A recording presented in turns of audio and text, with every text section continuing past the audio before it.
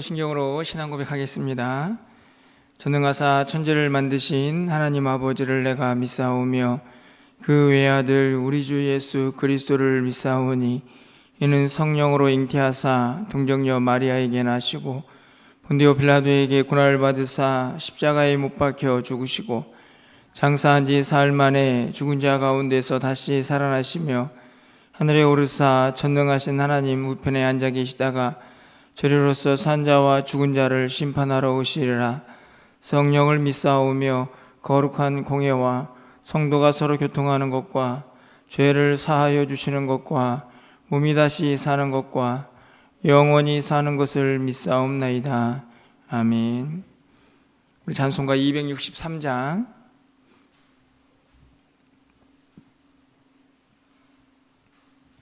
이 세상 험하고 찬양 드리겠습니다.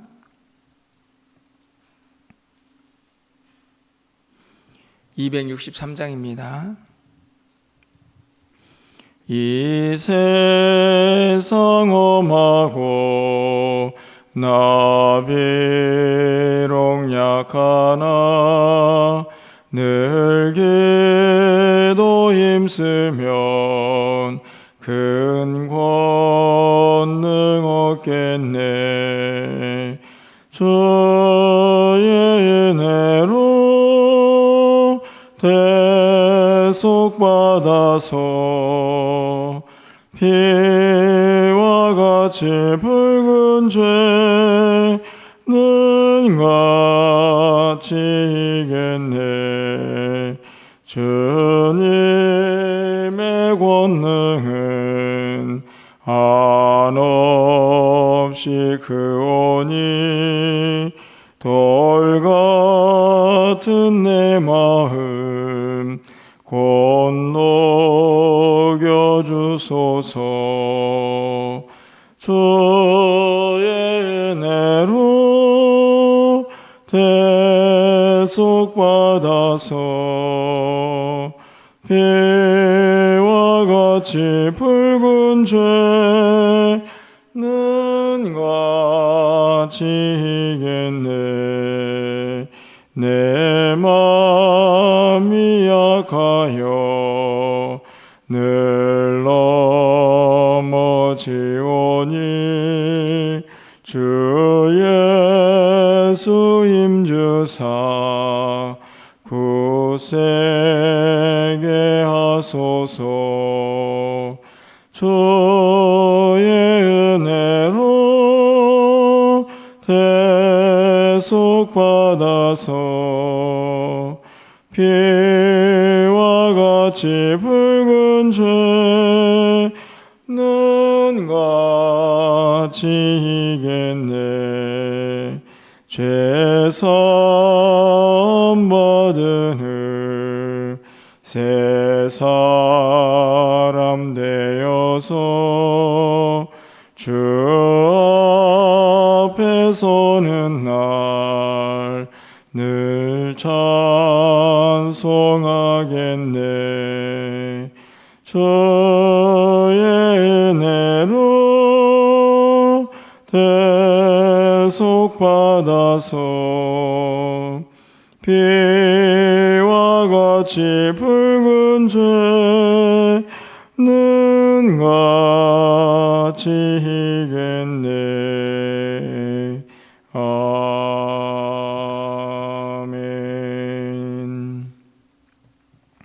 오늘 하나님 말씀은 히브리서 9장 1절에서 10절까지 말씀입니다.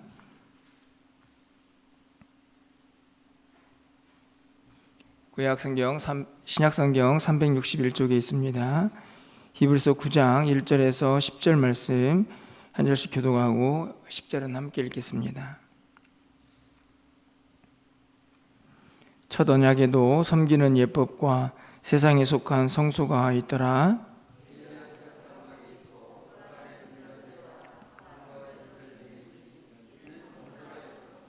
또 둘째 휘장 뒤에 있는 장막을 지성소라 일컫나니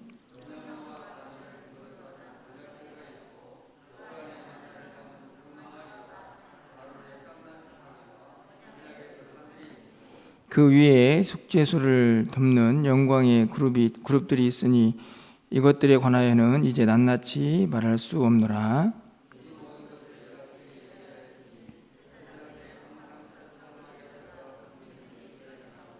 오직 둘째 장막은 대제사장이 홀로 1년에 한 번 들어가되 자기와 백성의 허물을 위하여 드리는 피 없이는 아니하나니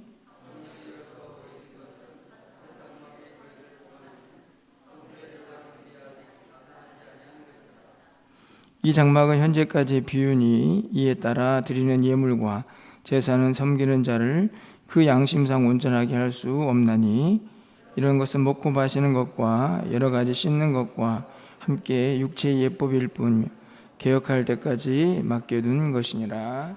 아멘. 계속해서 어제 말씀에 이어서 이 땅에 있는 장막 그리고 있는 구약에 있는 많은 제사 제도들이 형식이고 또 그림자이고 모형이다라는 말씀을 드리고 있습니다. 참 장막이 있고 그리고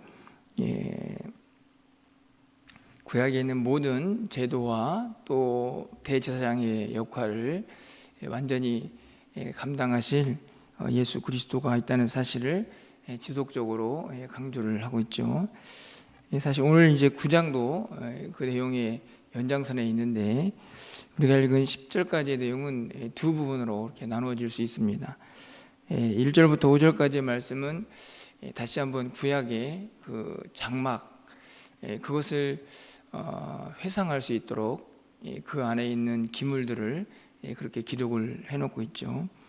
6절부터 10절까지는 그럼에도 불구하고 또 그것에 대한 한계 그것을 또 한 번 더 확인하고 있는 내용이 기록이 되어 있습니다. 저도 오늘 아침에는 간단하게 또 이 형식을 따라서 여러분과 좀 말씀을 살펴보고자 하는데요. 5절 말씀의 끝부분에 가보면 이제 낱낱이 말할 수 없다 이렇게 이야기를 하고 있죠.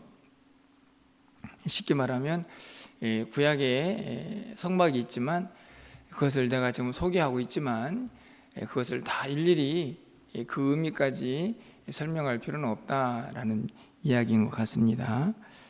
그럼에도 불구하고 구약의 이 겉으로 보여지는 성전의 성막의 모습들을 기록을 하고 있기 때문에 저희도 복습하는 차원에서 잠깐 이 구조를 여러분하고 함께 좀 다시 떠올려 보려고 합니다.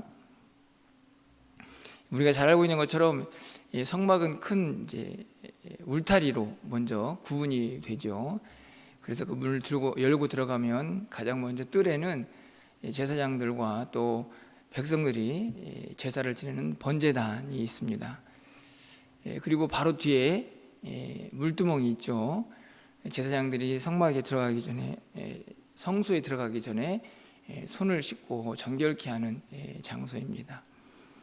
그리고 나서 이제 휘장을 지나 첫 번째 장막이라고 할 수 있는 이 성소에 들어가게 되는데 성소에 들어가면 정면에 향로가 있고 좌측에 등대가 있고 또 우측에 진설병이 있습니다. 그리고 지성소와 성소를 가로막고 있는 휘장이 하나 있죠. 그 휘장을 지나서 들어가면 지성소라고 하는 그곳이 있고 정면에 또 언약궤가 있다 하는 내용이 오늘 이 5절까지 내용이 기록이 되어 있습니다. 되게 단순해 보이는데 사실 학자들 간에 굉장히 어려움을 주는 한 구절이 등장을 합니다. 3절과 4절에 있는 금향로인데요. 제가 금방 말씀을 드렸듯이 이 향로는 사실 구약의 율법에 따르면 이 성막 안에서도 성소 안에 있는 기물이죠.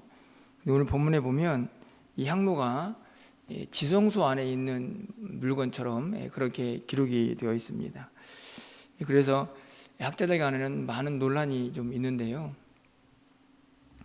그래도 가장 근접한 해석이다라고 생각이 드는 것은 지금 이 히브리서 전체의 내용 중에 대부분의 내용들은 예수님의 대제사장적인 사역을 이야기를 하고 있습니다.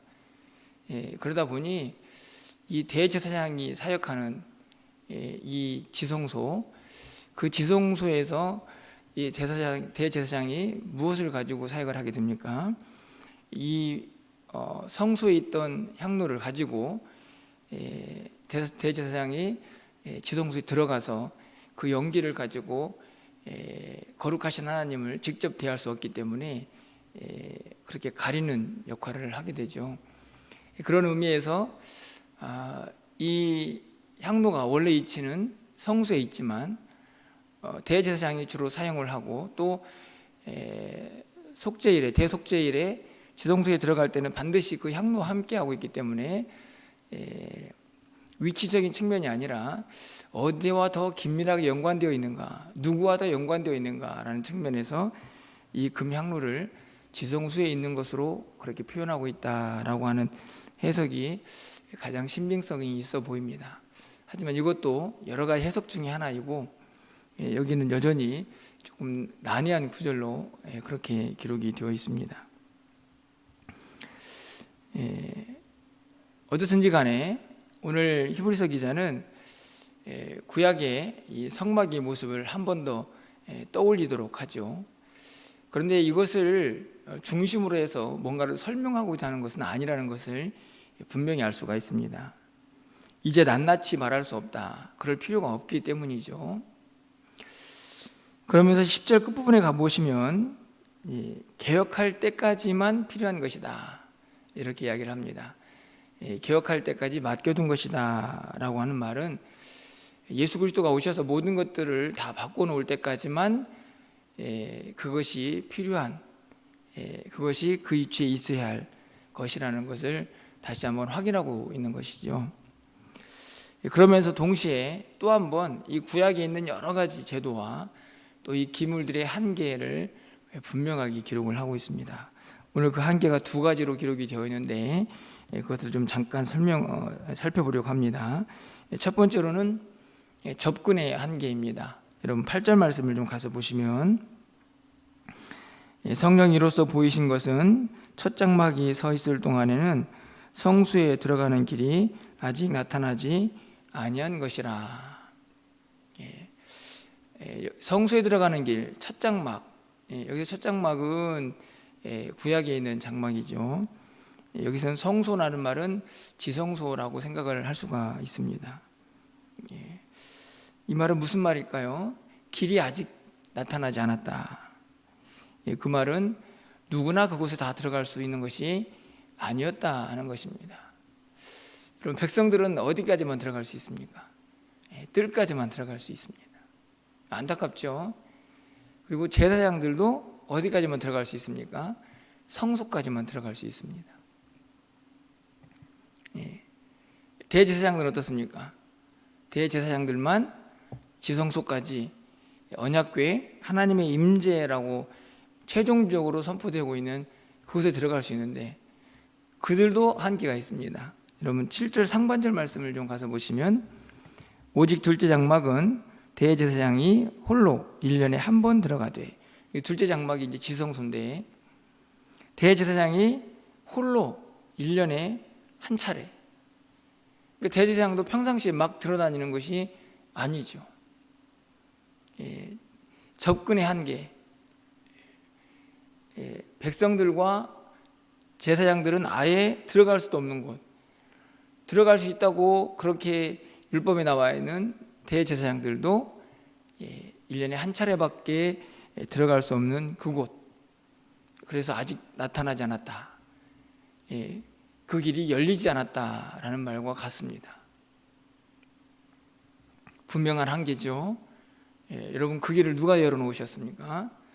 우리가 알다시피 예수 그리스도가 자기의 피로 그 휘장을 찍고 그 지성소까지, 언약궤 하나님의 임재, 하나님을 만나는 은혜의 보좌 앞에까지 누구나 다 들어갈 수 있는 그 은혜를 우리에게 허락해 주셨죠. 사실은 이 구약 히브리서의 이 저자가 자꾸만 구약 이야기를 꺼내고 있는 것은 아주 단순합니다.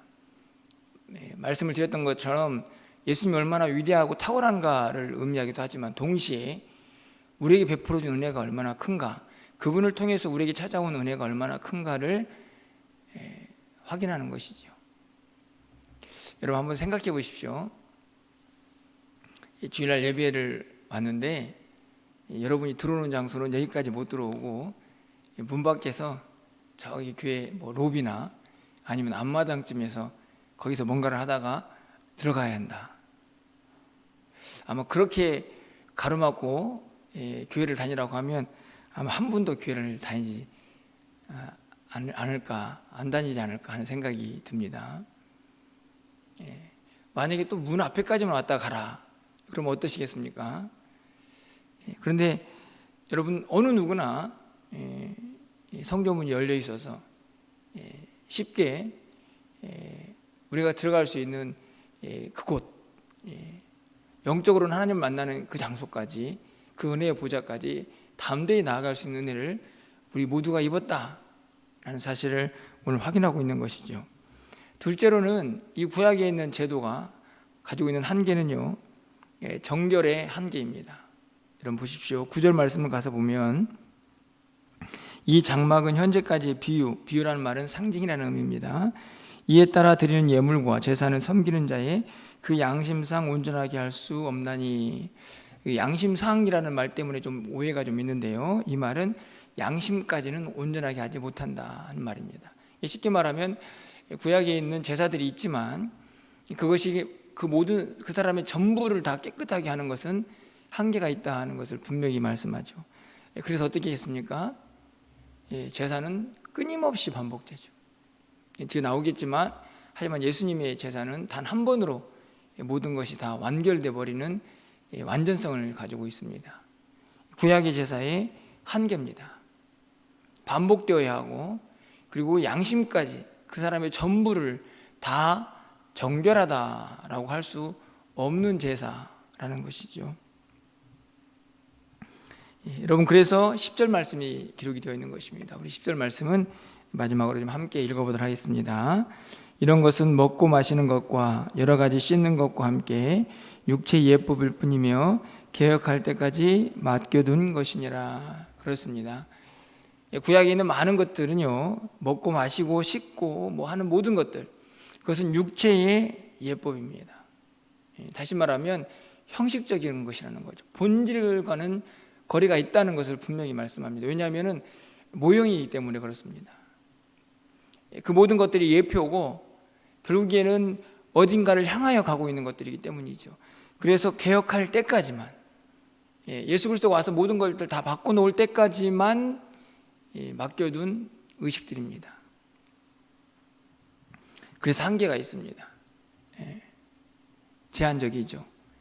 접근할 수 있는 것도 제한적이고, 그리고 그 제사를 통해서, 그 제도를 통해서 정결케 되는 것도 한계가 있습니다. 여러분, 이것이 무엇을 의미한가요? 여러분, 어떤 것을 의미한다고 생각하십니까? 저는 다른 것보다도 결국 한 가지죠.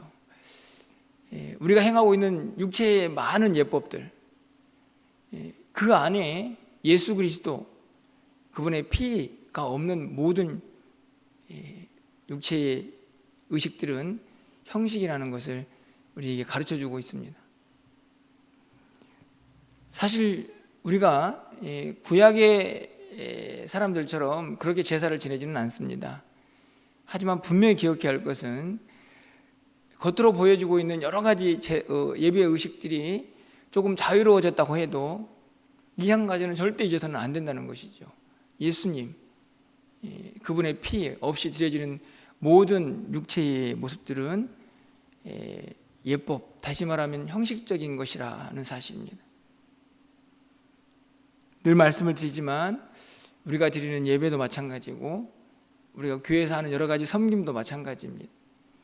우리가 하는 인생의 모든 것도 마찬가지. 예수를 믿고 난 이후부터 그 예수님이 없이 행하는 모든 것들은 그것은 다 개혁되어야 할 것이고 다 바뀌어져야 할 것이고, 그분으로 가득 채워져야만 소망이 있다는 것을 오늘 본문이 분명하게 가르쳐 줍니다. 예수 없는 인생은 불완전합니다. 예수 없는 인생은 소망이 없다는 말씀이고, 그리고 그것은 형식적이다, 그림자다, 모형이다라는 사실을 오늘 본문이 분명하게 가르쳐 주죠. 예수를 믿지 않은 사람들에게도, 예수를 믿고 있지만 그 행동의 모든 것에 예수님이 있지 않는 사람들에게도 오늘 본문은 분명하게 메시지를 던지고 있습니다. 그 모든 것들은 그리스도를 통해서 다 바뀌어져야 합니다. 모든 것이 예수 그리스도부터 시작되고 그 피로 인하여 우리의 모든 것이 다 바뀌어야 되고, 그리고 우리의 모든 삶에 그분이 중심이어야 한다는 것, 그분 없는 삶은 늘 불완전하다는 것을 분명하게 우리에게 가르쳐주고 있습니다. 먹고 마시고 예배하고 섬기고 하는 모든 것들 그 중심에 예수님의 그 은혜와 그 피, 그것이 우리 안에 함께해야 한다는 것을 분명히 가르쳐주고 있는 것이죠. 그런데 이 모든 것을 위해서 반드시 필요한 것이 있지 않나 생각이 드는데요, 바로 8절 상반절에 있는 말씀입니다. 성령이 이로써 보이신 것은, 저는 이 말씀을 오늘 본문에서 정말 가장 중요하게 생각을 하는데요, 성령이 보이셔야 합니다. 다시 말하면 성령이 가르쳐주고 성령이 깨닫게 하고, 이 모든 것들 중심에 이 성령의 역사가 있어야함을 우리는 다시 한번 깨닫게 되죠. 여러분, 예수님께서 제자들에게 마지막으로 이렇게 말씀하셨습니다. 요한복음 14장 26절 말씀이죠. 보혜사 곧 아버지께서 내 이름으로 보내실 성령, 그가 너희에게 모든 것을 가르치고 내가 너희에게 말한 모든 것을 생각나게 하리라. 성령 하나님께서 어떤 사역을 하실 것인가를 분명히 말씀합니다. 예수님께서 하신 말씀들을 가르치고 깨닫게 하고 그것을 다 생각나게 하는 능력이 성령의 역사라는 것을 분명히 말씀하고 있죠. 그래서 오늘 우리도 기도해야 합니다. 아무리 이야기를 하고 말씀을 듣고 묵상을 하고 그래도 그것이 깨달아지지 않는다, 믿어지지 않는다, 그 모습으로 완전히 개혁되지 않는다, 오늘 말씀하고 있는 것처럼 분명히 예수 그리스도가 오면 다 개혁되어야 하는데 그 이전까지만 행해야 될 것들인데 다 바뀌어지지 않는다. 그럴 때는 반드시 여러분 성령의 도우심을 구하셔야 합니다. 성령께서 보이십니다. 그분이 우리에게 깨닫게 하실 것이고, 그분이 우리가 해야 할 일들을 가르쳐 주실 것이고, 그분이 우리 가운데 역사하셔서 예수 그리스도를 통하여 모든 일을 할 수 있도록 능력을 부어주실 것입니다. 구하셔야 합니다. 오늘 말씀하시고 있는 내용 속에서 여러분의 삶이 바뀌지 않는다, 내 삶의 능력이 부족하다, 뭔가 해도 막 기쁨이 넘치지 않는다, 여러분 모든 것의 원인이 예수 그리스도인데 그분을 깨닫게 하는 분은 성령님이다 사실을 다시 한번 우리에게 가르쳐주고 있습니다. 오늘 기도하실 때에 성령님 역사하셔서 주님 없는 삶이 얼마나 허망한 것인가, 그것을 다시 한번 깨닫게 하시고 그분과 동행하면서 우리의 모든 삶이 진실을, 진리를 붙잡고 그림자나 그냥 모형이 아니라 정말 우리가 붙잡아야 할 것들, 그것을 온전히 붙잡고 흘러 떠내려가지 않는 믿음으로 날마다 승리하기를 원합니다 라고 기도하실 때에 분명 하나님께서 그 은혜를 우리 모두에게 부어주실 줄 믿습니다. 그 능력으로 다시 한번 힘차게 오늘 하루를 살아갈 수 있는 저와 여러분 되시기를 간절히 축원합니다. 기도하겠습니다.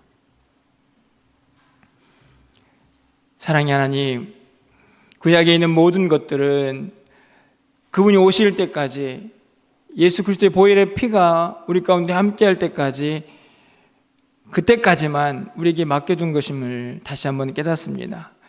아무리 말씀을 들어도, 아무리 말씀을 묵상해도 그 그리스도가 우리에게 행하신 일들이 믿어지지 아니하고 그분께서 행하신 일들이 우리 안에 참 진리로 다가오지 않는다면 성령님이 우리 가운데 역사하여 주시사 그분 없는 인생이 얼마나 허망한 것인가를 다시 한번 깨닫게 하시고 우리의 모든 사역에 예수 그리스도 그분의 은혜와 그분의 보혈의 능력이 함께하는 귀한 삶을 살 수 있도록 주께서 역사하여 주시옵소서.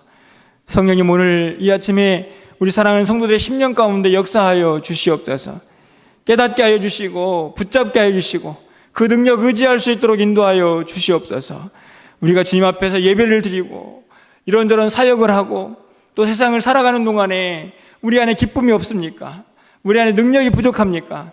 우리 안에 아버지 하나님 삶의 활력이 부족합니까? 성령님의 도우심을 구하게 하여 주시고 그분의 능력 의지하여서 날마다 참 진리 붙잡고 모형과 그림자가 아닌 우리의 전부가 되신 예수 그리스도를 붙잡고 다시 한번 힘차게 살아갈 수 있는 우리 모두가 되게 하여 주시옵소서. 오늘 이 아침에 역사하여 주시길 원합니다. 우리의 10년 가운데 깨달아지고 변화되고 개혁되는 역사를 성령님이 허락하여 주셔서 오늘도 주님과 함께 담대히 승리의 창가를 부르며 살아가는 우리 모든 성도들 될 수 있도록 주께서 역사하여 주시옵소서. 오늘 한 날 우리의 모든 삶을 주께서 주장하여 주시고 성도들의 발걸음 실족하지 않도록 주께서 역사하여 주시고 저들의 믿음이 흘러떠나려 가지 않도록 주께서 강권적으로 붙잡아 주시옵소서. 오늘 저녁에 있을 수요예배 가운데도 함께하여 주시고 은혜 충만한 시간, 성령 충만한 시간 될 수 있도록 주여 도와 주시옵소서. 오늘도 하늘문이 활짝 열리는 귀한 역사를 경험하기를 간절히 소망하고 예수 그리스도의 이름으로 기도합나이다. 아멘.